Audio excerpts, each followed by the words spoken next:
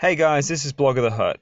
Today I want to talk about what's being added to the canon in Star Wars. It's a series I started a while back on my WordPress site, and I wanted to pick it up again because I do find it really fascinating, the whole thing of the Legends or EU timeline, as I called it, back in the day has been gone, and yet these elements being brought back in, as well as new content being added through the films. And I guess it's just that nerdy part of me that just finds it really exciting that a planet that was once existed now was wiped out of existence and has suddenly been brought back by a creator who wanted to bring that part of the timeline or the storyline or characters or planets or whatever back in a new way. And I do find it. I am trying to be positive about the whole taking away of the expanded universe and just being excited about the way that things are being brought back. So, Star Wars Uprising. You may not have heard of it because it's been cancelled, sadly. It was a mobile game released in 2015 in the lead up to The Force Awakens. It was set just after Return of the Jedi, where the governor of the Anoat sector, Governor Adelhard, had locked down the entire sector, stopped any news getting in or out to prevent people finding out about the Emperor's death and securing his hold on the sector. But once news did start to leak through rebel spies, etc., the criminal underworld banded together to form an uprising against the Empire, and it was a really cool concept. I did play it, but it was really buggy on my tablet, so I never really got past the first level, but it was really excited. So anyway, let's see what this game has added into the canon, starting with species.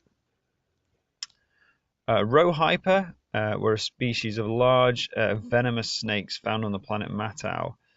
Um, they were farmed for their venom, which also had medicinal purposes, though they were very dangerous. Uh, their description is very much the same as in Legends, but actually this is their first visual appearance. So again, that's really cool that something that was mentioned briefly in the Legends timeline has been brought in to a visual appearance in the new canon. Dogs are a species of repto-mammals with fierce teeth, larger than your average dog on Earth. They were bred as guard dogs and used for military purposes, and they were native to Anoat, where often they were found roaming free. Again, very similar to their Legends counterparts, but in Legends they were native to Harun Kal, which was Mace Windu's home planet, and were known to have limited force sensitivity as part of their hunting abilities. Moradin were large slug-like creatures. There's not much said about them except that they were used on the planet Katarkin to fertilize berry crops.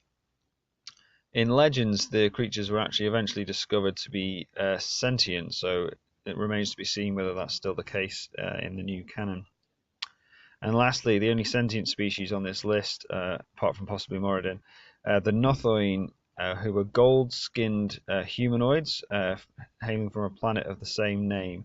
Before the Empire, the Nothoin nobles were the rulers of the Anoat sector, and they still had a significant amount of influence which they used to support the uprising in the game.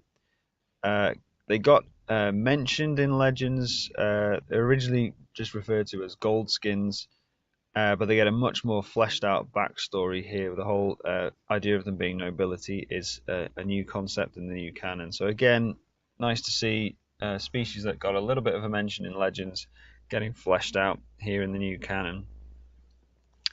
Okay, moving on to planets. Like I said, the game takes place in the Anoat sector, which was already canon. Most of Empire Strikes Back takes place there. It was referenced by Han and Leia when they travel from Hoth to Bespin, both of which are in the Anoat sector. So we're going to look at some of the key planets that feature in the game. Burning Con is where the game starts. It was a rich mineral world, but the mining left the surface more or less uninhabitable except for a few settlements. And without outside aid, locals turned to the criminal underworld for resources and supplies. Very similar storyline in Legends, actually, but again, a bit more fleshed out in the new canon. Anoat was the sector capital, and it was in the Anoat system. It had once had a sprawling cityscape, but the planet was gassed by the Empire in one of their atrocities, which decimated the local populace, killing most and mutating any survivors. Legends fans may remember Anoat as the infamous sewer level in Dark Forces as they travel through hunting Moff Rebus. The history of the planet is much the same in Legends, but it was down to pollution, not poisoning, that the planet was ruined. Hosra is one of the few new worlds to the canon. It's an agrarian world in the same system as Burning Con, with a very small population. And in the game, it housed the remnants of the Advisors, who were a force-based organization who worked for and advised the Nothoin nobles. Pajul was a gas giant on the edge of the Anoat system. One of its moons was home to the imperial prison known as the Crypt. And after a failed mission, the Uprising raided the prison to rescue their members who'd been captured. Little more than a mention of this planet in Legends. And Matau was in the Matau system, and it was once ruled by the Hutts, but later abandoned. But its position on trade routes and its resources meant it was a key target for both the Empire and the Uprising. And Nar Hyper was again a new location, so not from Legends, and it's the moon of Matau, and it was once a spaceport for the Hutts, and the Empire used it as a storage space. Now, I found these planets interesting, given that they're Hutt history, as they are so far away from Hutt space, as you can see here. Now, I don't think that's a mistake. I think it's interesting to see that the Hutts would actually claim territory far away from their own, and obviously Matau's position on trading routes does make sense with that. And lastly, the planet Gentes only gets a mention, but I do think it's significant as it is the home planet of the Ugnaught race. There are also a number of other planets mentioned in the game, most of which, even in Legends, only got a brief mention in reference books like the Essential Atlas. Now, while this list is playing, I do want to recommend the Essential Atlas to you if you're interested in finding out more. The Essential Guides were great.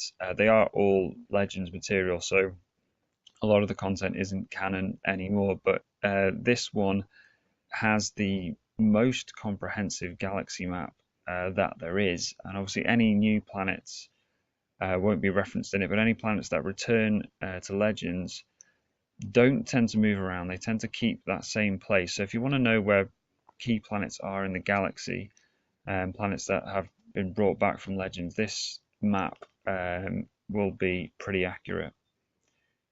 And now there were a number of other planets mentioned in the game. I'll list them here. Ones with stars are brand new planets.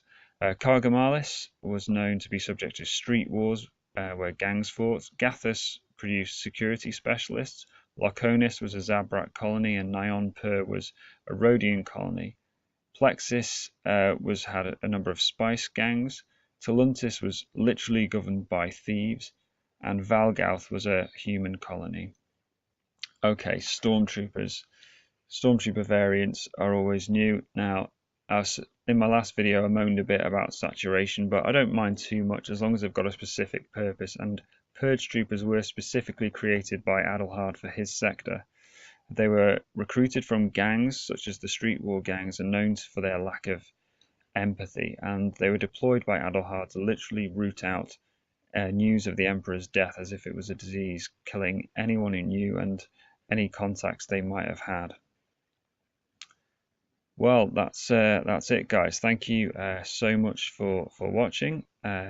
You can check out my WordPress site, and I've put links to my previous posts on this game.